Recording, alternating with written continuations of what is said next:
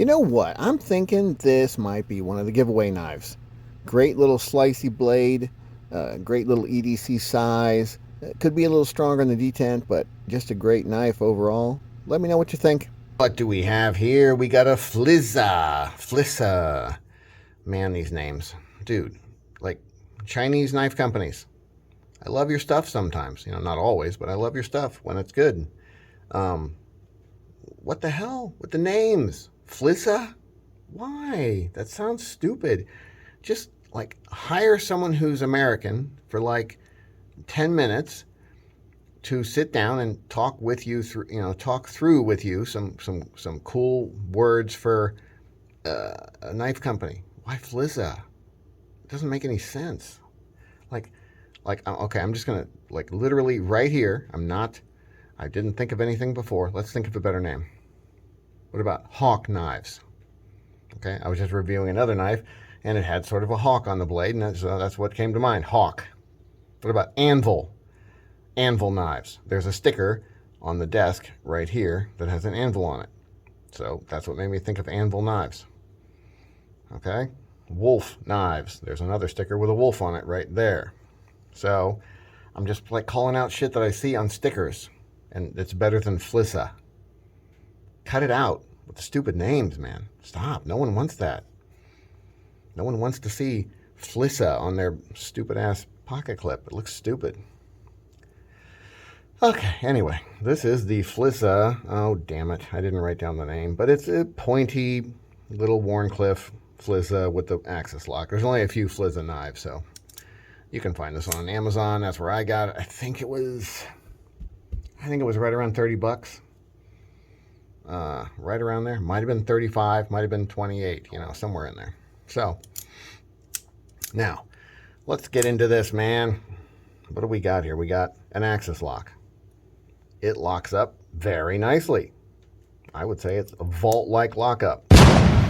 And maybe the slightest bit of stick, but when you get a good lockup, you don't mind a tiny bit of stick with an axis lock, in my opinion. Especially for 30 bucks. The blade shape is pretty neat. Kind of reminds me of a Microtech. I forget the name, but doesn't matter. But it reminds me of a couple other knives, and I'm not saying that they've directly ripped anybody off, but it it looks nice. Listen to that sound when it closes. Kind of a good closing sound. Kind of a little clink when it closes. Let's see. 2 back spacers, pretty solid looking. The liners are pretty solid. It's kind of a little heavy. It's a heavy little guy. Let's see. What do we got here for this guy? It might outweigh this stupid little scale because this scale doesn't have a lot. 3.6. Okay, that's not too bad. It's funny. It actually feels a little heavier than that. I would have said 4.5 ounces.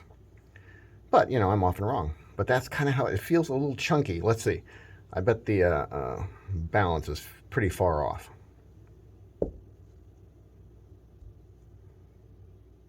So there's your balance point. The liners are nice and thick and strong, and that's part of maybe why that balance is off. And the G10 is too thick. Making this G10 thinner would fix a couple of different issues. It feels too thick in the hand.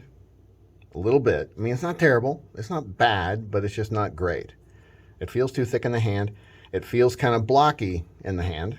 So if you contoured these and cut them down a little thinner, it'd be great. And then here's the other issue. The axis bar is a little hard to get to. It's not bad, but if it stuck out just a little bit more, that would be better. And if you made these liners thinner, you wouldn't have to change anything about it then. It would naturally make them stick out a little more if the liner was thinner. See what I'm saying? Thinner liner, the things stick out a little more because the liner's thinner. Make sense? So, only other critique, the springs on the lock feel a little light. And I mean that mostly about the detent. And maybe that's more about the geometry of their little cam system inside here.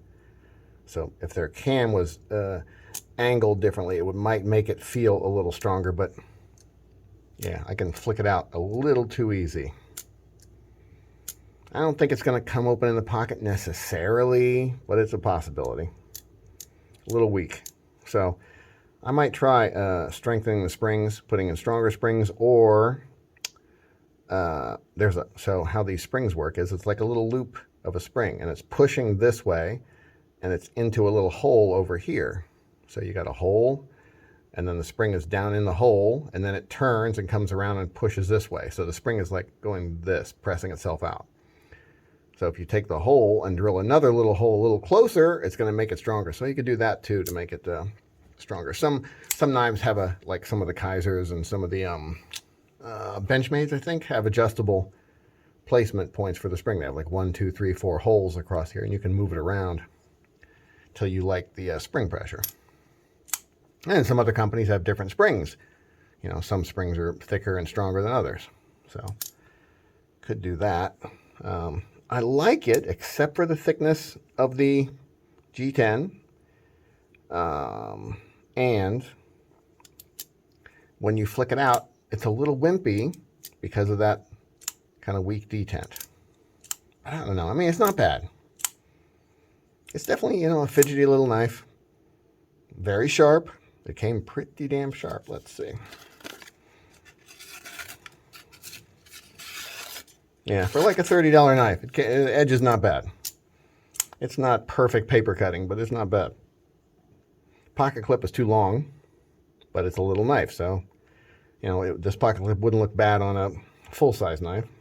What is the blade length on this guy? I want to say this is a 3.3, I think.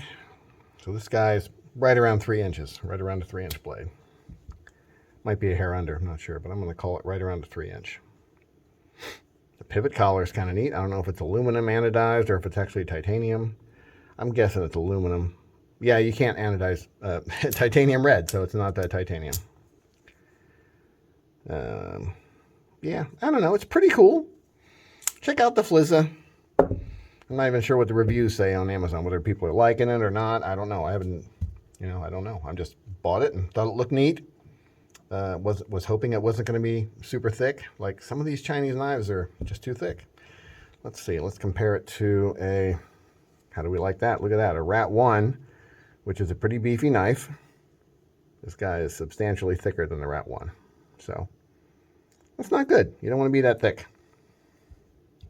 Let's see. Here's a thick boy. Tucson. I think it is a hair thicker than the Tucson. And this Tucson is a beast. Thing is big and thick. That's what he said. All right. That's it. That's all I got to say about this Flissa. Flissa. However you say that crap. The Hawk. Hawk Knives! I'm renaming this company Hawk Knives. There probably already is a Hawk Knives, but something. Falcon Knives, whatever. Something better than Flissa. Stop it. Have a nice day.